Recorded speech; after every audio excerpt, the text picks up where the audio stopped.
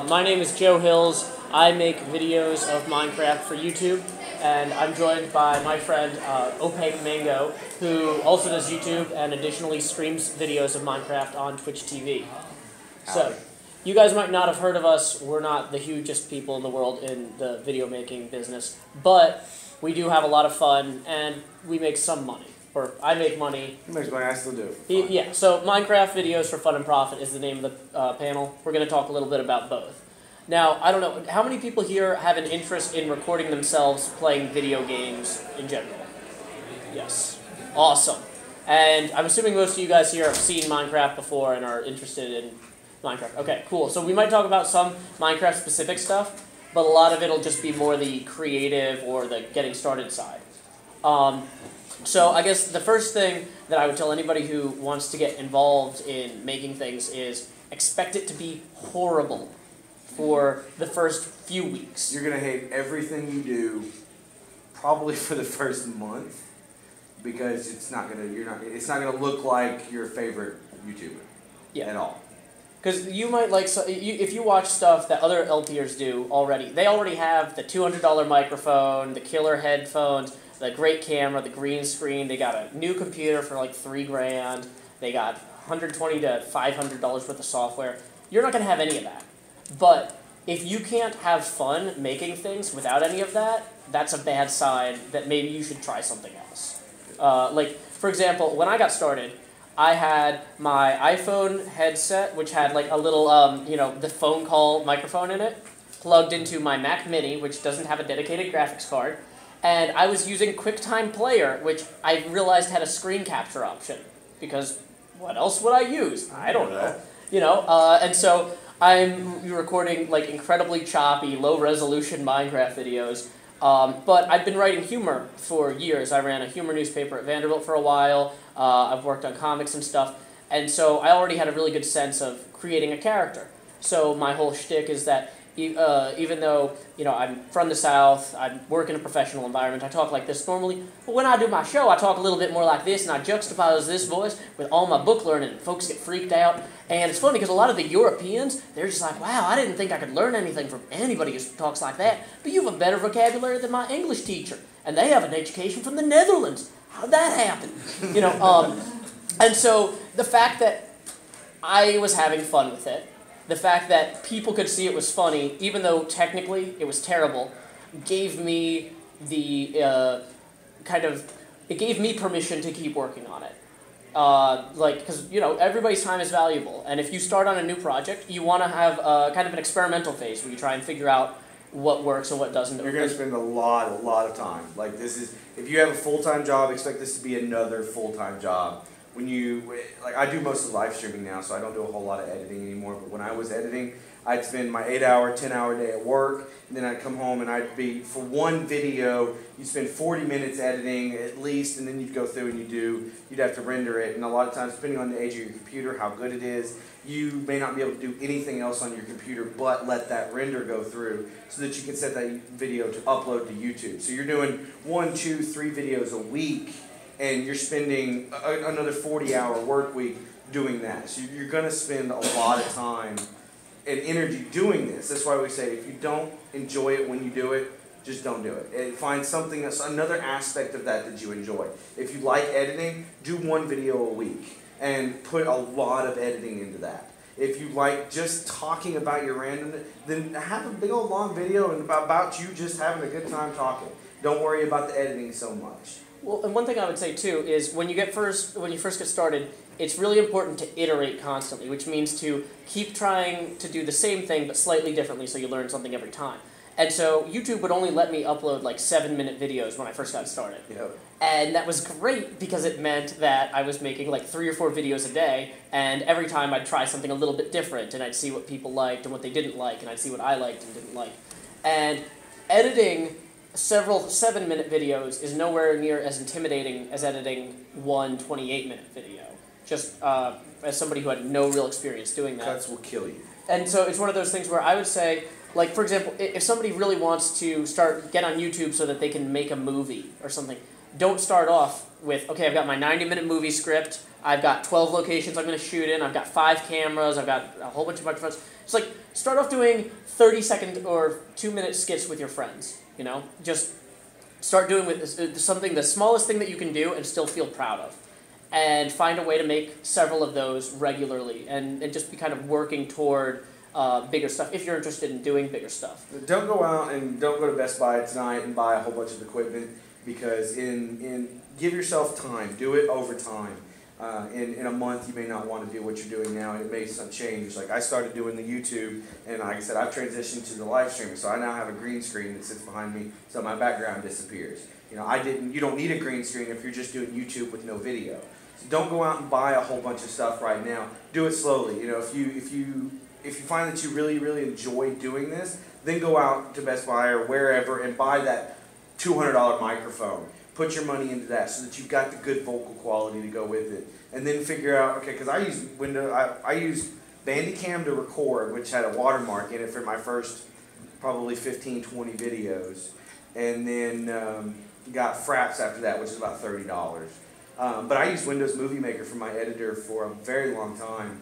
And it works just fine. As long as it works, then I wouldn't worry about upgrading until you come across that problem where you go, I want to do that, I can't do that with this, now it's time to find out what I can do it with. And this is something that was killing me, was I started using iMovie to edit my videos.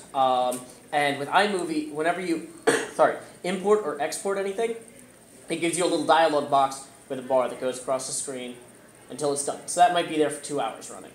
And you can't do anything else. And so I heard, okay, Final Cut Pro, all of those operations run in the background. And so you'll start importing a video, and if you decide, well, I want to work with the stuff that's later on in that video, it'll go, oh, well, I'll import that first. It's kind of like how YouTube buffers. Come in! We're here! Minecraft! Anybody? Salesman? Bug catcher, please unlock the door. Somebody, yes.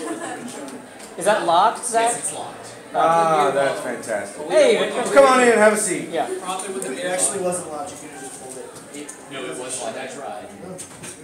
Well, yeah, could we prop something, one of these glasses? I'm not drinking out of these. They're One of the earlier panels had to push a tabletop. Yeah. Chair. Yeah, thank you. There you go, that'll work. Yes, sorry for the interruption. Different word. Good try there. Yes, I'm sorry for introducing Victor and Zach.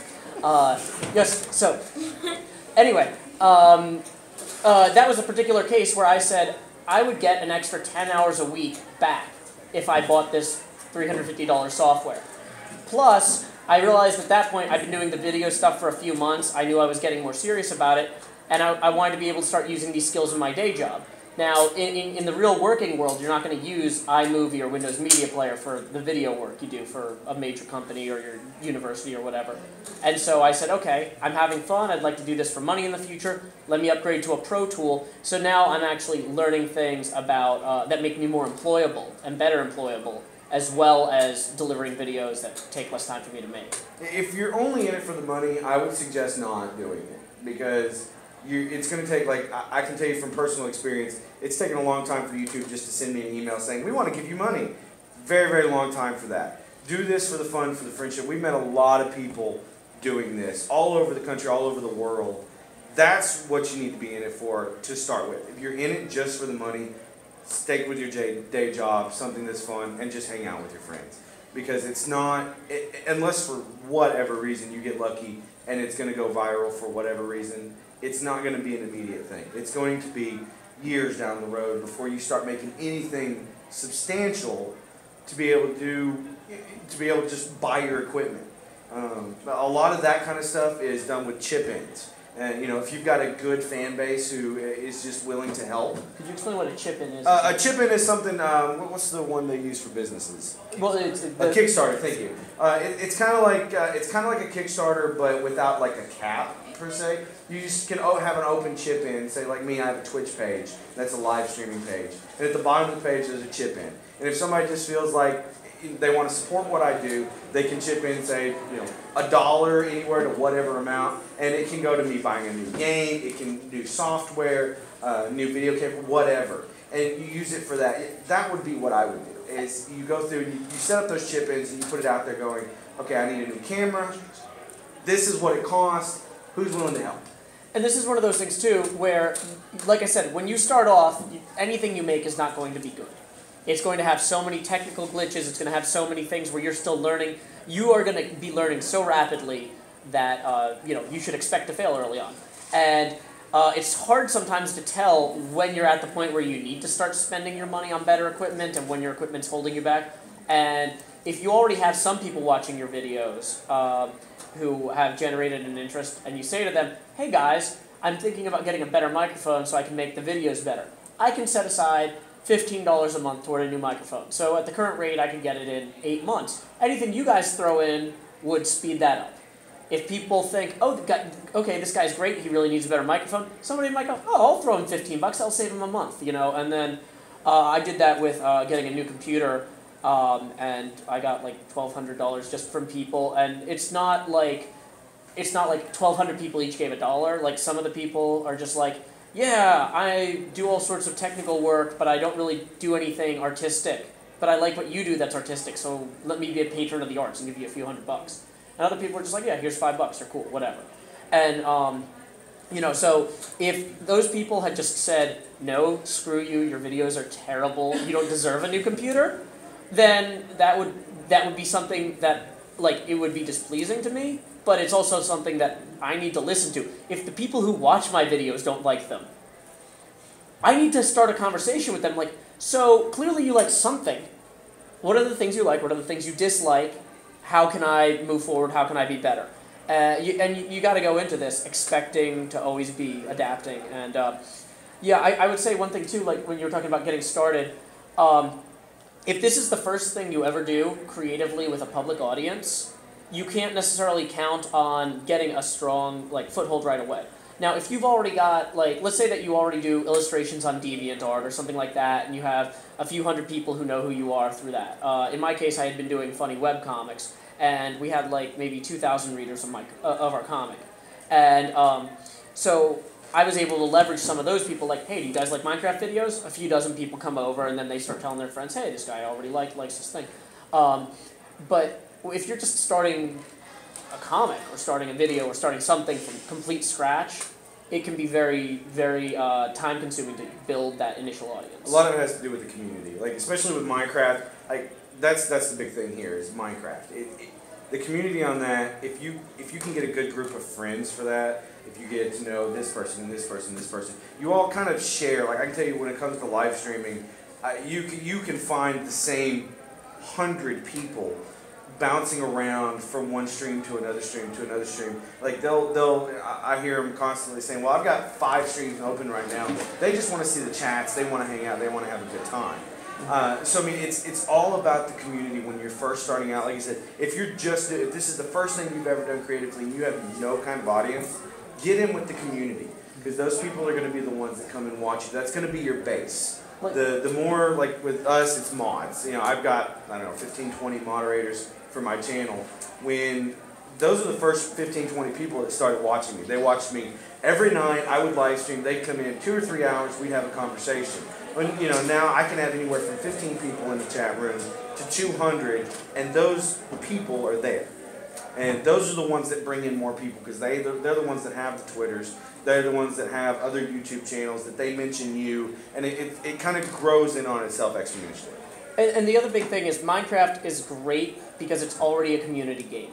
Now, a lot of the people who got started in Minecraft were already playing on servers with other people, so that's your built-in audience. Let's say you build something awesome on this server with 100 other people on the server. You post a video, or you post a sign somewhere near the thing saying, watch the video of me building this at this YouTube address, or something like that.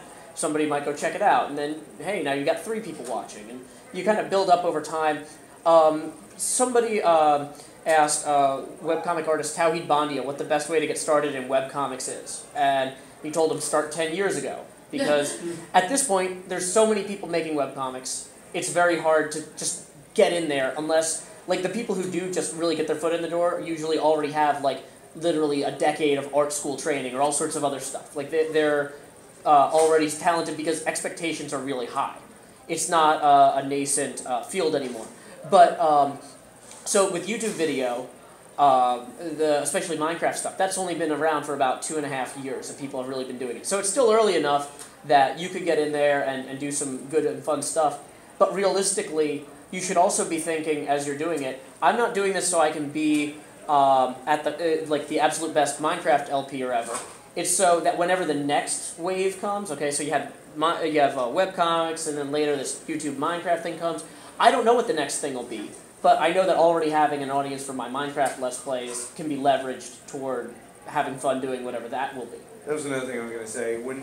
There's a lot of things that happen when it comes to like the Minecraft Let's Plays. Like I throw other videos, like I do Portal and Portal 2 and like other video games on the channel.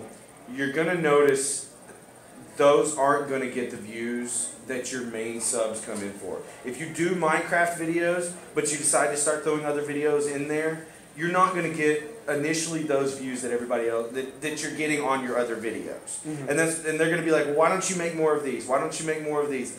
Those comments are great, and they're always appreciated because that's what your audience wants. But it goes back to the always have fun with it. If you like Portal and you have fun with it while you're playing it, and you're doing a good voiceover, and if you put a camera on there and you're really good animated, whatever, somebody's going to enjoy it, and it's going to expand. You can't just pigeonhole yourself to one type of video. If you do, you're going to burn out pretty quickly. Well, I would say though, unless it's something that you absolutely love. Let's say that you just want to make videos of yourself describing Magic the Gathering strategies. Just to a camera with nothing else on screen but you. Like, it sounds crazy, but you could actually, there are certain people that is literally all they want. And they will probably want that for another decade. So you could pigeonhole yourself into that and just do it forever. What's the thing on Twitch? Is it StarCraft? It's the big one. Like every StarCraft time, the main page of Twitch.tv. League of Legends. League of Legends, thank you. I've played it like once and it was fun, but me personally, I don't see why millions of people watch this game. Because it looks to me, it's a top-down, what do they call it, RTS? Is that what it's called? MOBA. It's just, but somebody else looks at Minecraft and go, this is just a guy building a castle over and over and over and over and over and over and over again. So you've got to keep your audience that way. But like it's one of those things. That's why I say don't pigeonhole yourself, because I tried League of Legends, I didn't like it, but I do play WoW every once in a while. I play other games that I know other people like. So you don't want to. I don't like getting stuck in one thing. Like unless it's something you're just very passionate about. Well, let me talk about something that where I had a case where my viewers just didn't like what I was doing. So I had a really stressful winter. Me and my now wife were trying to get our wedding planned, and we were having problems with the budget, with the in-laws. Everybody wanted stuff from us, and all we wanted to do was get married. And like I was just super stressed out all the time. So I decided to do a video series where I would read the Tao Te Ching, which is like a Chinese philosophical like text, and I would like explain it in terms of video games while I was like driving around in a boat in like an endless ocean in Minecraft. And it's just like this super bizarre thing where most of my viewers were just like, this isn't exactly Minecraft. This isn't exactly what I'm looking for. But like, for me, it helped me stay sane at a point where I'm just like, I just needed to kind of do something different with my brain. And I ended up developing a whole kind of separate new audience that kind of came in, who are people that are like highly educated, who enjoy philosophical analyses, but also like video games. And that's cool too, because if I'm going to be, like, I know not everybody here is 21, but if I'm at a bar at a convention, somebody like that comes up to me and says hi, they might buy me a drink, and my 13-year-old fans won't. So there's that. If they did. Yeah, but, and so that's one of those things where, I vary what I put on my channel, but I also know that if I don't kind of stick with the bread and butter stuff that made me popular in the first place on a regular schedule, then I can't expect to grow. And if I'm doing this for fun, that's completely fine. But right now, my goal is to be able to quit my day job. And with a baby on the way and a new wife and everything like that, I gotta be serious about all of this stuff. Because I can't just say, well, I have more... Like, if this was anything other than video game videos, like if I was like, carpentry is cool, but I really want to go down to the park and kick benches. Kicking benches doesn't pay as well. I might find it more personally fulfilling, which I don't. This is a weird example. It's late. But, you know, it's one of those things where, like, I'd have to go, I'm a father now. I should probably keep being a carpenter. And so I have to balance the sorts of videos that I have the most fun making with other videos that I still have some fun making, but not as much. And there was...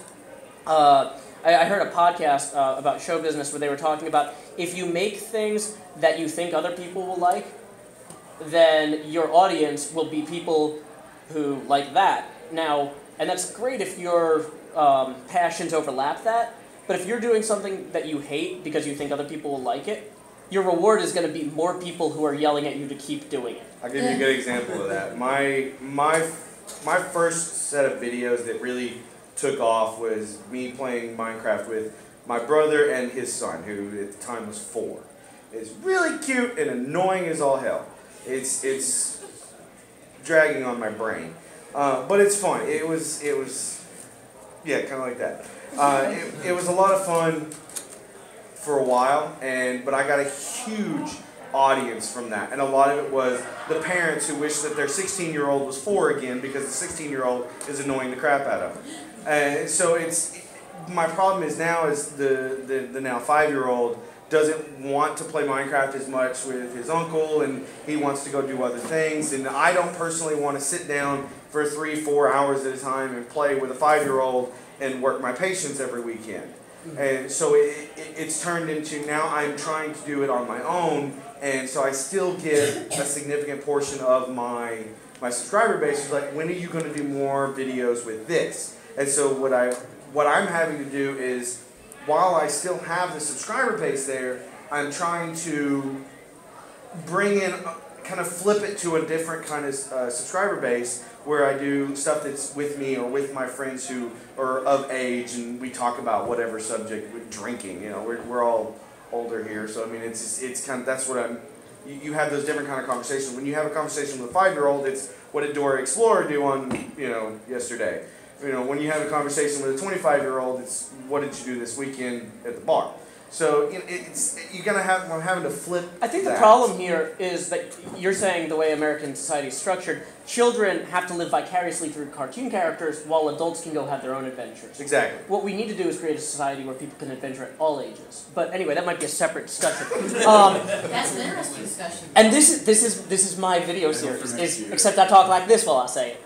Very southern when he does. Yeah, I am a little. You don't even sound like you, Joe. Oh, thank you. I didn't even realize it.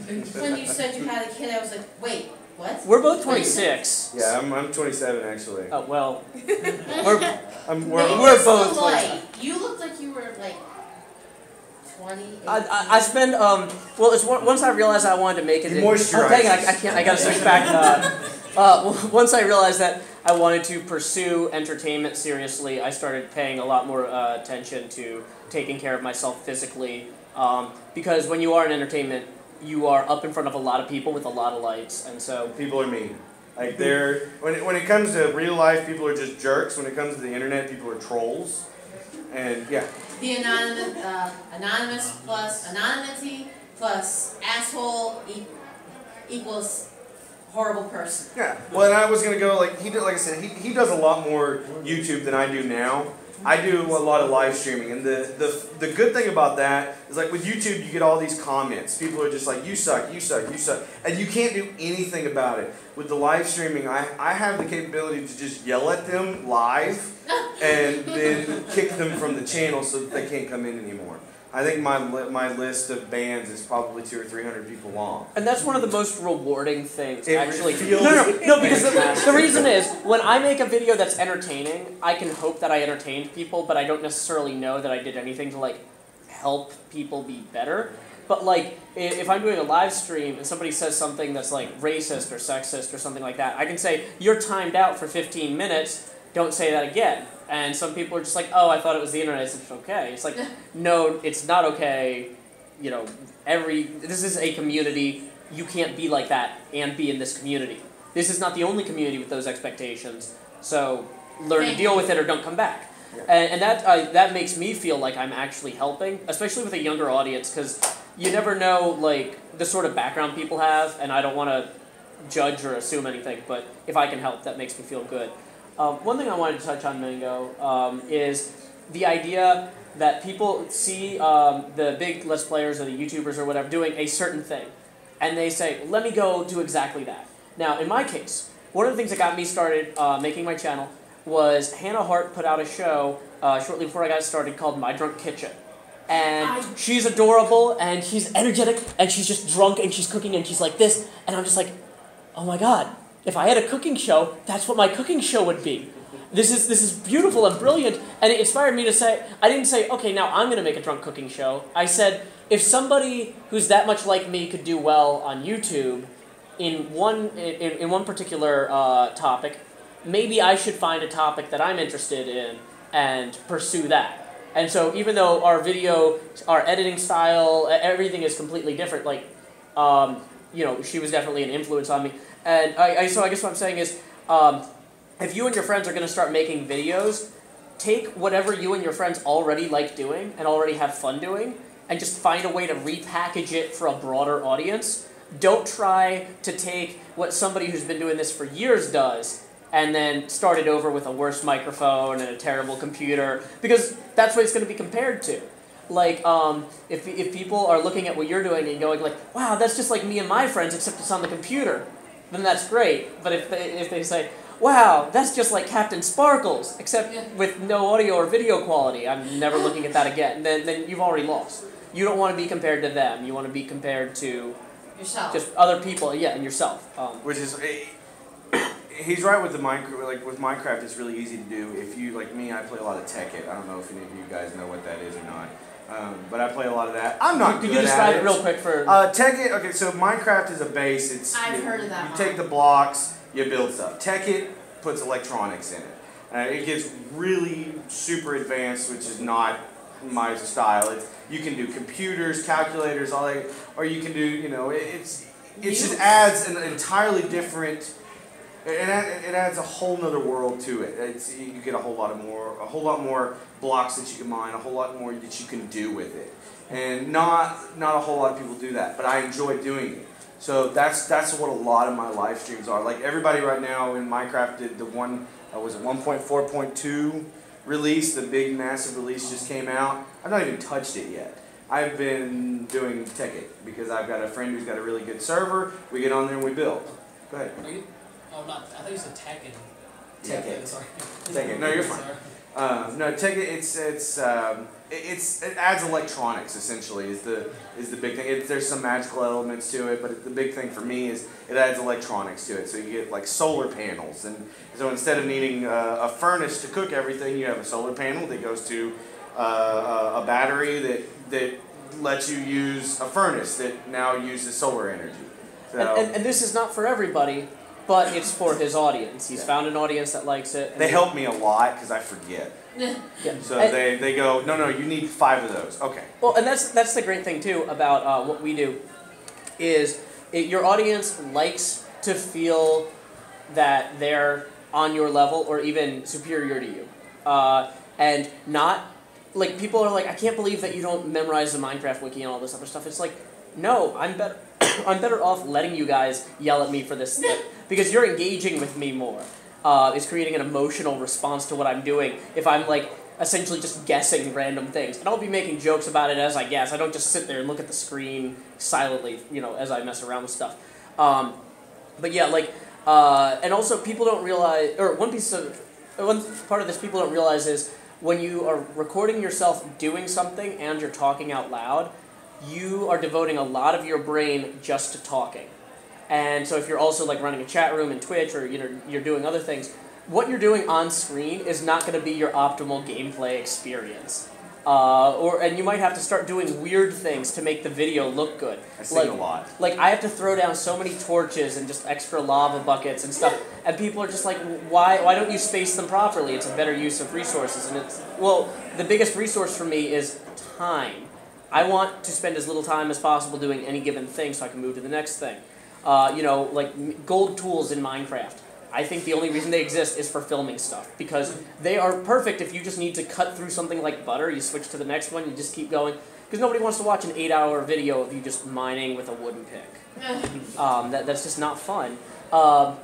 but yeah, it's really easy to like make mistakes and say the wrong thing, because you're focusing on something else and you're improvising. Improvisational comedy, which is essentially what we're doing, or I do more comedy maybe than you. I do more shtick. You do some humor, but a lot of what you do though is also like you're focusing on architecture and builds. Whereas a lot of what I do is just me trying to be funny, because the local improv club, you have to like bring 3 or 4 people, and they each have to buy 2 drinks in order for you to get 2 minutes on the stage. And that's not a lot of practice being funny, whereas with this, I can just be funny for as long as the camera's on, upload it to YouTube, and then tens of thousands of people watch it. So, I feel like that helps me develop personally. See, his thing with YouTube is like he spends 15 minutes, he makes a video, he makes it look good, does the editing. I'll spend 4 or 5 hours sitting in front of a webcam, and it takes, like, I get exhausted just trying to stay entertaining for 4 or 5 hours. There's a lot of times where I'm like, okay, I'm going to sit here and listen to music. You guys talk amongst yourselves. And we'll sit there and I'll turn on some good music and we'll just have a good time, just relax. It's just chill out, have a good time. And other times I stare right into the camera going, help me, I don't know what I'm doing, help me, help me, help me. And so there's different styles to doing everything, but like I said, with YouTube, YouTube, you have to constantly be doing something. Right. It's not like the chat can talk amongst themselves. Exactly. Because the community that Twitch offers is great if you have good people in the chat and having conversations. But one thing that I would say, I guess, kind of spin out of this is, with all the brain cells you're devoting to talking and being entertaining, you're going to screw stuff up on screen. So in my case, like, one of the reasons I talk like this is because it makes it funnier when I'm like freaking out because stuff isn't working the way I thought it should. Especially doing Redstone live while you're being funny. You're going to screw all the circuits up, nothing will be right, and so like it's just one of those things where you want to kind of build a persona. It doesn't necessarily have to be a character. Like, even though my voice is drastically different, it's essentially still, it's a faster talking, more aggressive version of myself, where I'm just kind of more in people's faces, but at the same time, I try to never get mad, because there's a lot of rage gamers out there, where they'll just like start streaming expletives and everything, and I'm just like, that market's flooded, it's saturated, they don't need more of those. So it's like, I'll be this guy who I'm watching the world burning around me. I'm pretty sure it's my fault, but I'm not sure at what point in the process I initiated the world burning. And I'll just be sitting there and like analytically, okay, so I guess I could have done that better, or maybe I could have done that better. It's about like kind of being, I guess, a more focused, or distill out the best parts of your personality, distill out who you want to be, and then figure out how to be that person when you're on camera, when you're recording. Because like, one of the reasons that, like I said, I did this philosophical series with the Tao Te Ching was because I was just so stressed in my day-to-day life. I was having a hard time just being funny. Hey, come on in. So I found something that was about, not being freaked out by things, and then I read it while thinking about it and talked about it, and, so that kind of, it is a little creepy. Can you say spoon? Awesome. As far as the personality goes, like me, like he uses his name. I was a little shy when I started doing this. So I came up with a persona to start with. I'm OpaqueMango. So everybody knows me as Mango. So it's really not a funny story, so I don't really tell it. It's a really inconvenient story. Like, for example, getting on this panel, I put in the panel thing as Joe Hills and OpaqueMango. So trying to get a badge for a guy named OpaqueMango, it's difficult. We were trying to check him in. No. But like I said, for him, it works for him having his real name because he's been doing this for years. When I started this just over a year ago doing YouTube, and so I needed something so that I could come out of my shell and like somebody couldn't Google OpaqueMango and find me where I am, and it was one of those things just to kind of distance myself a little bit. But you kind of grow into that and you become that person like in real life. Like I don't turn off the camera and then turn off the persona and stop being funny or stop having fun or stop doing whatever. You can ask my wife. I talk all day long. I never stop. It's just all day long. It goes. Never stops. That's just who I am now. It's who I've become, but I've kept the persona of Mango because it's comfortable, So I mean, as far as your persona goes, do something that makes you comfortable. If you need to come up with a name, or if you need to wear sunglasses or wear a funny hat, or I mean, it's all out there. Go watch any of the YouTubers. I think Bash First wears 3D glasses. Yeah, that's like his thing. That's his thing. I mean, they're just you can come up with anything. If you want to wear something stupid, go for it. Well, There's and, that one guy that does that walking to the farlands one. That's his yeah, Kurt J. one. Mack. Yeah. What I was gonna say though is that okay, one of the reasons I can use my real name is because I generally take care not to have things about myself on the internet that people could find me with. You know, and that's just one of those things, like if you guys did want to start becoming, like there's this point where if you're a celebrity and you live in a $20 million mansion, you got dogs and like guards and stuff. But like when you're internet famous and you're making like $3,000 or $4,000 a year off it, you can't afford that. You just really need for creepy people not to be able to show up at your house. And so I had the experience of helping host a politically sensitive website where essentially an anonymous blogger was talking about local city government problems in Tullahoma, Tennessee. And that person didn't want to be found, and some of the like local corrupt government people were threatening to subpoena me to release the blogger's identity. So I had to make sure, well, they already know my name because it's on the DNS hosting records. I need to make sure that even if somebody knows my name, they can't find me. And so, you know, having already done that, like my name being up on YouTube, that's trivial. If you can dodge a subpoena, you can dodge a creepy person on YouTube. And there's lots of creepy people. Like, people constantly ask, well, where do you live? What do you do? Where do you live? Where are you wearing? I get a lot of, do you like pancakes or waffles? I don't know why. It might be a 4chan thing, who It's knows? really weird. Well, I don't know why I get that. But people want to know where you live all the time. Like, it's very well known I live in Nashville. So, I mean, it's not a huge deal, but Nashville's a big city, and you're not going to find me anywhere. And that was one of the reasons, like, every video that I have, I think the first thing I say on YouTube is, howdy y'all, Joe Hills here, recording as I always do from Nashville, Tennessee. Like, because it's a big enough city, it's a fuzzy enough location that people generally know where you are, but yeah, they're going to have a hard time. It gives them a reference to go, oh, cool, he's from the South, I know that area, or, you know, I live an hour away, and can we meet up, and, you know. It helps, though, when you're trying to, like, get people to go to conventions and stuff. I didn't know he lived in the city until, what, 4 months after I'd known him? Like, on Twitter and stuff like that? Yeah, because you clearly weren't listening to the first 5 words of my videos. Yeah. No. Excellent retention. I know. I don't know why I keep wanting to touch your head. I think it's that he's got an OpaqueMango hat. Don't mind my hair. This is I was going to say when we came to personas, like, if you come up with something, brand yourself. Like, in all ways, shape, or form. One thing I didn't do that I will now tell people to do, if you do this, go to YouTube, go to Twitch, go to Twitter, go to Facebook, get your name. Because mine, I have Twitter, Twitch, and YouTube, and they're all 3 different. It's OpaqueMango in one form or another. With like an underscore. Oh, right, underscore something. here, a couple of numbers here, then I actually got OpaqueMango on one of them. So I mean, you need to be conscious of that kind of thing. Even if you're looking to do this to fun, still go ahead and just grab that kind of stuff. Because it takes you 15 minutes to go and grab Twitch and YouTube and Twitter. I mean, if you make the accounts, you're done. And then brand yourself. Like, this is just a little symbol that my chat came up with one day. You know, when they go to a different chat, if they wanted to say, you know, I came from here, or I support Mango or whatever, this is just something you can type in. It's me. My guys are the Mongolian army. It's really retarded, but it works. Yeah. And I enjoy it, so. Well, and to talk a little bit more about the persona piece, like, you know, how you were saying you became more of your persona. I know Wolf21, who's a friend of both of ours, he is a guy who used to be incredibly shy until he started doing YouTube and Twitch, and, like, his more outgoing personality is now more of who he is. And if you pretend to be somebody for hours a day, you will eventually be that person. Well, I would not say that necessarily. If you don't have formal training in acting, you will eventually be that person. My brother is an actual actor who went to school for it and practices and is now like in productions of things.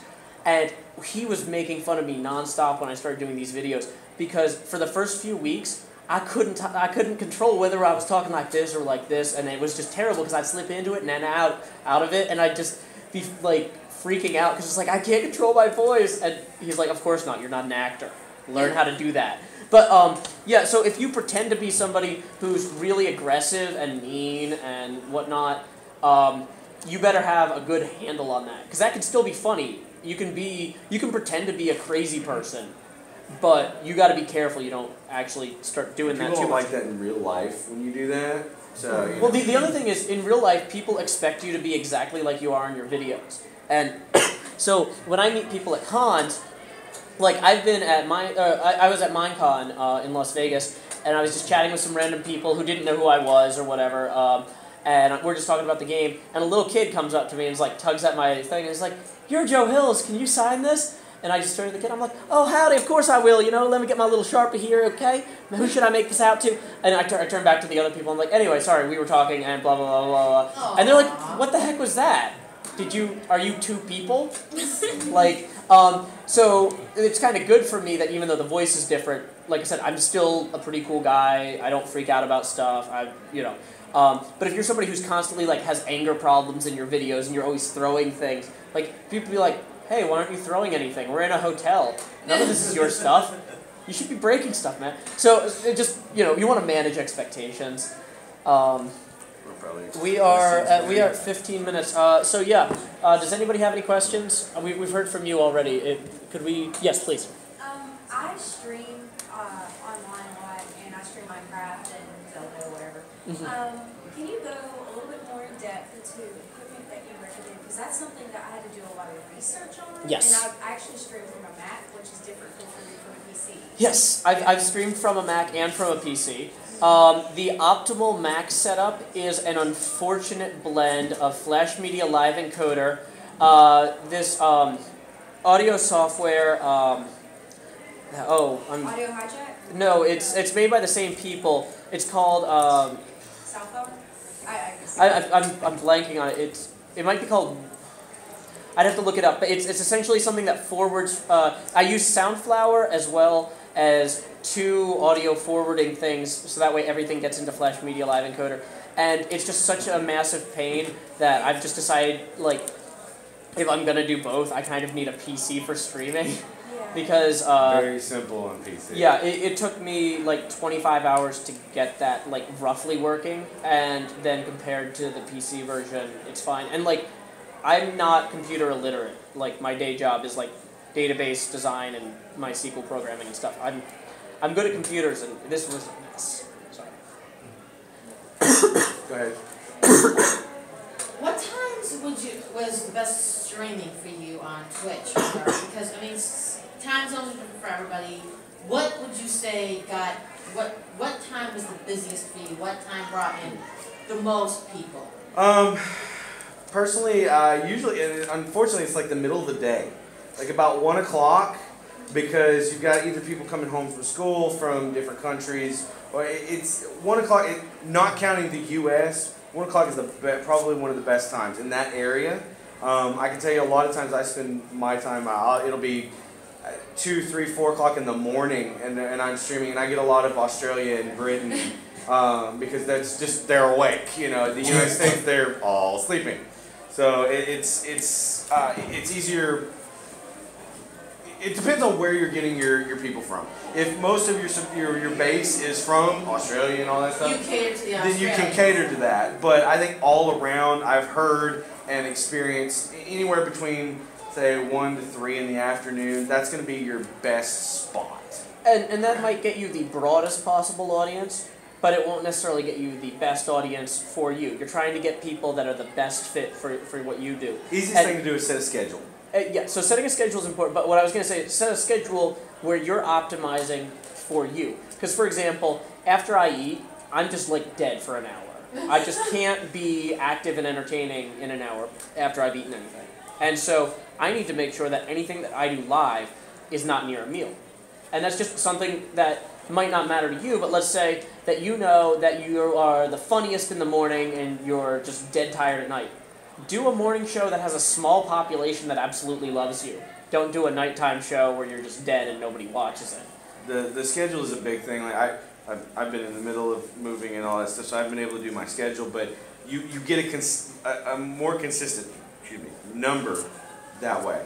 I used to stream Mondays and Mondays and Sundays were my big days, and then I did some more on the weekend nights. But like I would stream a 4-hour block on Mondays. Everybody knew this time to this time I could catch, and it was the middle of the day. I could catch just about anybody who wanted to come in, anywhere from 15 to 200 people. And so it's, if you don't set the schedule, people aren't going to find you. They're gonna see the email and go, okay, well I'll catch them tomorrow, or if you don't want to set a schedule, at least stay general to what you're going to do. So if you plan on streaming every day, stream every day around 8 o'clock, or whatever time is good for you. And all of this advice is assuming that you are trying to actively grow and develop your channel for larger numbers. If you are just trying to do this because you want to have people to talk to while you play games and you like having the chat there, stream whenever you want to play games. Streaming's easy. Go into other chats. Now, this is one thing. When it comes to streaming, pay attention to the rules. I kind of sometimes equate it to regular television. You're not going to call up CBS and go, I don't want to watch this, turn it to something else. So don't go into somebody else's chat and go, hey guys, don't watch this, go check this out. But get to know, if you do etiquette, go watch some of the other etiquette live streams and be like, yeah, I do this and, blah, blah, blah, blah, blah. And when that person gets streaming, ask them, hey, I'm going to stream later, can I tell everybody my thing? They may say yes, they may say no. Don't, just... never open with that also. Like, this is I'm talking hours. Yeah. Or I was going to say, like, if you're going to tell somebody that you make stuff, you should just attend and be a participative member of their audience, like chat in the, join in the chat or whatever, but like don't mention your own stuff, like for the first few days. Like eventually somebody will ask, like, oh, do you make anything or do you ever stream? You seem funny, or whatever. Like, and then, or if well, now that you ask. Yeah, always give them the opportunity. You'd be amazed how many people will follow you on, say, Twitch. I don't know what everybody uses. People follow you on Twitch because you're a good community member. Exactly. Even if you're just in the chat, you'd be amazed how many people just click the follow button on your name just so they can find you again later. Mm-hmm. And when that happens, that gives you that opportunity for people to go, okay, well, I'm streaming. Let's send out an email. And it tells everybody, oh, well, I didn't know they streamed. And they come on over. And like, I know some people, they go on the internet to have fun being a jerk to people.